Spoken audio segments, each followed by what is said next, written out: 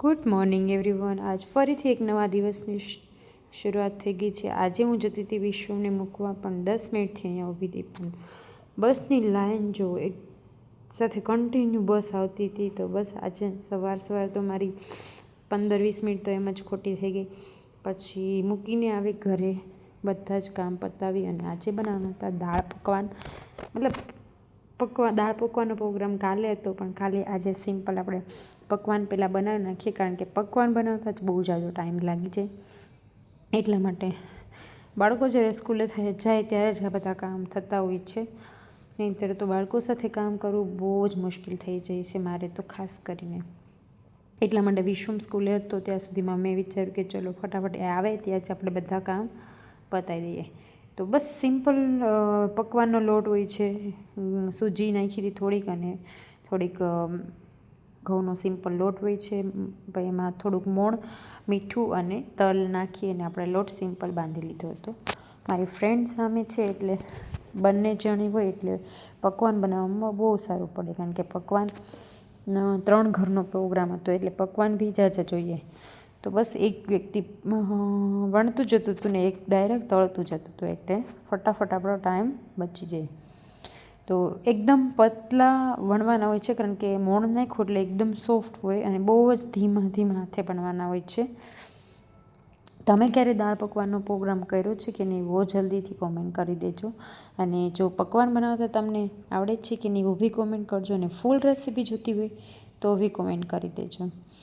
તો જો એકસાથે તળતા આટલો થપ્પો પણ થઈ ગયો છે, અને તળવા કરતાં એ વણવામાં બહુ જ હાર્ડ છે. એટલે દાળ પકવાન બનાવવા લાગે તો બહુ મસ્ત, પણ બનાવવા બહુ જ અઘરા છે. તો વિશ્વમને બી સ્કૂલેથી લઈને આવી ગઈ હતી હું, એટલે પકવાન ફાઇનલી બની ગયા હતા. અને એને સુવડાવી તો પછી બપોર પછી બનાવવાની હતી થર્ટી ઇડલી. તો 30 ઇડલી જે છે એના માટે આપણે એક ઉપરનો મસાલો તૈયાર કરવાનો હોય છે. એટલે મસાલો જે છે એમાં એ બનાવવા માટે આપણે 2 દાળ લેવાની હોય છે, ચણાની દાળ અને અડદની દાળ લેવાની હોય. તો એને આપણે સેમ ક્વોન્ટિટીમાં લેવાની હોય છે. અને ગેસ પર એક પેન રાખ્યું હતું, અને આપણે ધીમે ધીમે ગેસે એને એકદમ મીડિયમ ફ્લેમ પર શેકવાની છે. તો જો આ રીતની રતાશ જેવી થઈ જાય ત્યાં સુધી આપણે શેકીશું. એની અંદરથી જે મોઇશ્ચરાઇઝર હોય એ સબ નીકળી જાય. પછી આપણે એમાં એને સાઈડ પર કાઢી લઈશું, અને એમાં આપણે નાખવાના છે સૂકા મરચાં, તલ અને લીમડો અને એવું બધું એડ કરી, અને પછી આપણે સરસ રીતે હલાવવાના છે એને પણ. અને એક મિક્સર જારમાં લઈ લઈશું. મિક્સર જારમાંથી પછી ઠંડુ થાય એટલે આપણે એને ક્રશ કરી લેવાનું છે. એકદમ જો આ રીતનું મસ્ત પાવડર બનીને રેડી થઈ જશે. અને થટ્ટે કહેવાય. આપણો થટ્ટે મસાલો બની રેડી થઈ ગયો છે. અને પછી આપણે કોકોનટની ચટણી પણ બનાવી નાખી હતી, સિમ્પલ દાળિયા અને કોપરાવાળી. અને પછી આપણે એનો વઘાર બી કરવાનો હતો સિમ્પલ. તો વઘારમાં કંઈ જ નહોતું, સિમ્પલ ઓઇલ આવી જાય એટલે તલ, રાઈ, લીમડો નાખી અને આપણે મસ્ત ચટણી પર નાખી દઈશું. અને ચટણી આપણી મસ્ત મજાની રેડી થઈ ગઈ છે.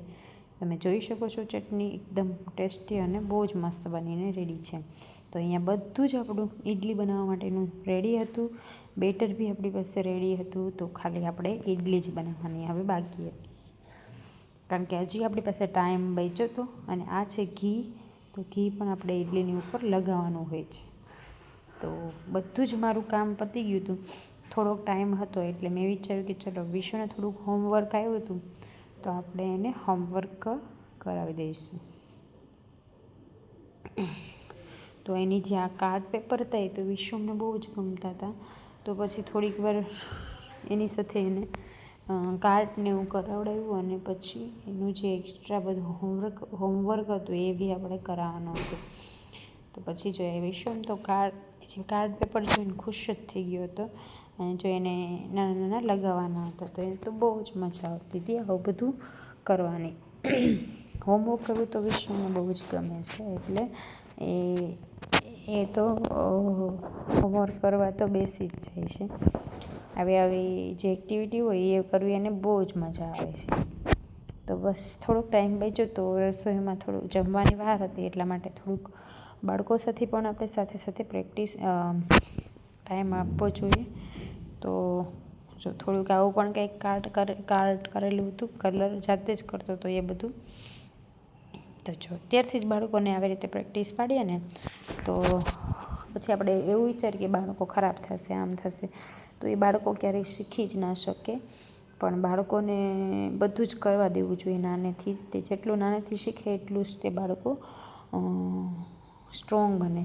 પછી બધું જ એનું હોમવર્ક ને બધું ફિનિશ કરાવી પછી એને રમવા મોકલ્યા ને પછી મેં બનાવી હતી ઇડલી મૂકી દીધી હતી. આ રીતની ડીશ હોય છે થટ્ટેમાં. તો પછી એ રીતની ડીશ મૂકી અને બોઇલ કરી લીધી હતી ઇડલીને. પછી બોઇલ થઈ ગઈ હતી ત્યાર પછી આપણે ગરમા ગરમ ઉતારી અને ઉપર ઘી લગાવવાનું હોય છે.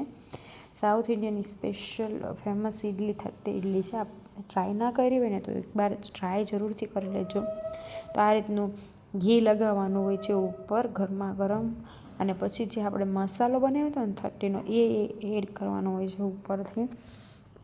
આનો ટેસ્ટ બહુ જ મસ્ત આવતો હોય છે. તો એકવાર જરૂરથી ટ્રાય કરજો. આ ઇડલી ખાવાની તો એટલી મજા આવે ને, જો વાત જ જવા દો. નોર્મલ ઇડલી કરતાં આ ઇડલી ખાવાની મજા આવે. આને જનરલી ચટણી જોડે જ ખાલી ખાવાની હોય છે. તો ફાઇનલી કેટલા ટાઈમથી બનાવી હતી ને આજે બની ગઈ છે અમારી થટ્ટે ઇડલી રેડી. તો બસ બધા આવી ગયા હતા તો પછી જમવા બેસી ગયા હતા ખાવા માટે. તો જો ફાઇનલી હું તો ફર્સ્ટ વાર જ ટ્રાય કરીશ, પણ બહુ જ મસ્ત અને ટેસ્ટી દેખાવામાં તો હતી જ, પણ ખાવામાં બી એટલી ટેસ્ટી હતી. ઓલા બધા છોકરાઓને હજી બાકી હતા, રમતા હતા, અને એ લોકો નહોતા આવતા. તો વિચાર્યું કે ચલો આપણે બધા તો બેસી જાય, કારણ કે આ જેટલી ગરમ ગરમ ખાઈએ ને એટલી જ મજા આવે આને. તો બસ અમે લોકો ચારેય તો ગરમ ગરમ ખાવા માટે બેસી ગયા હતા. અને પછી આજે એક બેડ અમારે લીધો હતો ને ઘરે, તો એ બેડવાળા ભાઈ બી ફિટિંગ કરવા આવેલા હતા. તો જો આ રીતનો મસ્ત બેડ બી અમારો આવી ગયો હતો. આ રીતનું હેડબોર્ડ ખાલી હતું પણ બેડ નહોતો, એટલે અમે એ રીતનો સાઇઝમાં બનાવેલો હતો. તો બસ આજના માટે આટલું જ. વિડીયો સારો લાગે તો લાઇક, શેર એન્ડ સબસ્ક્રાઈબ જરૂરથી કરી દેજો, કારણ કે તમારો એક સબસ્ક્રાઈબ પણ અમને બહુ બધું મોટિવેશન આપતું હોય છે. તો સબસ્ક્રાઈબ કરવાનું ભૂલતા નહીં. મળીશું નવા વ્લોગમાં. ત્યાં સુધી આવજો.